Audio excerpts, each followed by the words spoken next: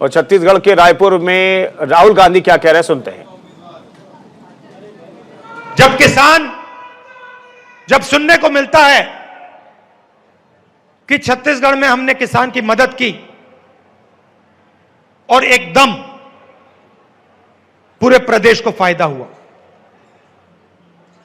वो पैसा जो 2,500 रुपए वो जाया नहीं हुआ, वो हमने किसान को दिया और किसान ने जो रोज किसान जादू करता है अपने खून पसीने के साथ, किसान ने जादू किया और छत्तीसगढ़ का जो धान का प्रोडक्शन था एकदम से बढ़ गया, पूरे प्रदेश को फायदा हुआ। हमने 2-3 लोगों को नहीं दिया, हमने 2-3 उद्योगपतियों को लाखों करोड़ रुपए नहीं दिया, हमने छत्तीसगढ़ के हर किसान को उसकी मेहनत का सही दाम दिया। और वही काम हम आज छत्तीसगढ़ के मजदूरों के लिए कर रहे हैं। इस प्रोग्राम से 3,55,000 हमारे मजदूर भाइयों बहनों को सीधा फायदा मिलेगा। उनकी जिंदगी, मैं ये नहीं कह रहा हूं कि बिल्कुल आसान हो जाएगी, मगर जो उनके कंधे पर बोझ है वो थोड़ा सा कम हो जाएगा। मैंने अपने भाषण में दूसरी बात भी कही। पहली बात मैंने कही थी कि देखिए आप 2 हिंदुस्तान बना रहे हैं, एक 4-5 उद्योगपतियों का और दूसरा करोड़ों हिंदुस्तान का। हम ये नहीं होने देंगे। और मैंने दूसरी बात कही कि ये देश एक गुलदस्ता जैसा है, इसमें अलग अलग विचारधाराएं हैं। छत्तीसगढ़ में आपकी अलग सोच है, भाषाएं हैं, इतिहास है, कल्चर है, हिस्ट्री है। तमिलनाडु में अलग है, उत्तर प्रदेश में अलग है, नागालैंड, मिजोरम, मणिपुर में अलग है। मगर हिंदुस्तान किसी एक सोच का नहीं है। अगर हम यह कहें कि हिंदुस्तान में सिर्फ छत्तीसगढ़ की सोच रहनी चाहिए तो यह गलत होगा। अगर हम यह कहें कि भाई हिंदुस्तान में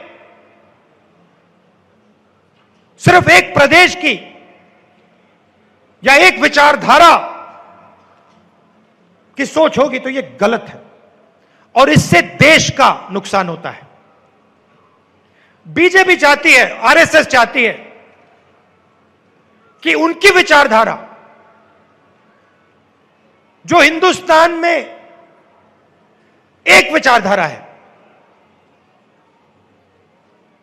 हजारों और विचारधाराएं हैं, उनकी एक विचारधारा है। वो चाहते हैं कि एक विचारधारा इस देश के सब प्रदेशों पर, सब भाषाओं पर, सब इतिहास पर, सब हिस्ट्री पे एक विचारधारा का राज हो। और मैंने कल पार्लियामेंट में कहा यह कभी नहीं हो सकता है।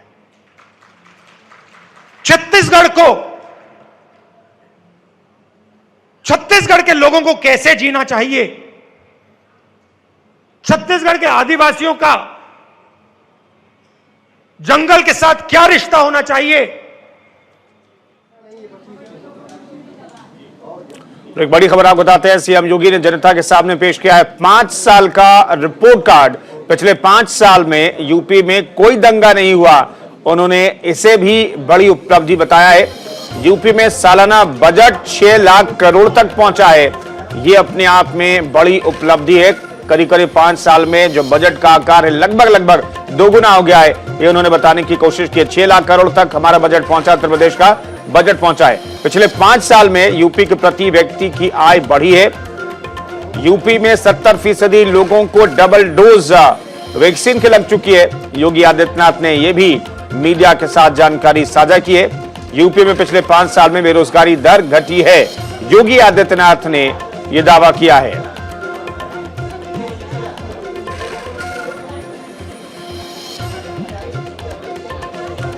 तो 86 लाख किसानों का कर्ज माफ किया। योगी आदित्यनाथ ने इसका जिक्र किया। सरकार बनते ही किसानों का कर्ज माफ किया गया था। सिंचाई की लंबित परियोजनाओं को पूरा किया गया, जिसका जिक्र चुनाव से पहले लगातार होता रहा। यूपी को लेकर लोगों की धारणा अब बदली है।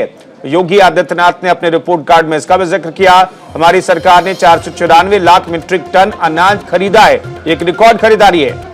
125 से ज्यादा अपराधी एनकाउंटर में मारे भी गए हैं।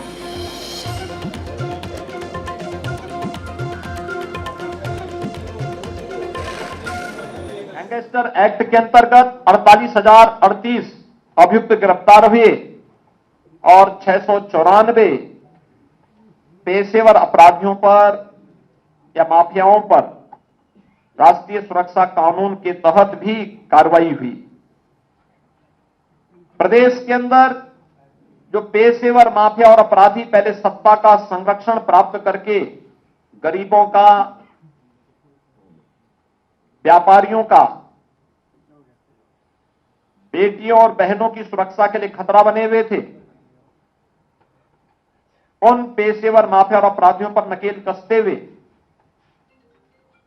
2046 करोड़ रुपए की उनकी अवैध कमाई को जब्त करने की कार्रवाई और ध्वस्तीकरण की कार्रवाई भी राज्य सरकार ने सफलतापूर्वक किया।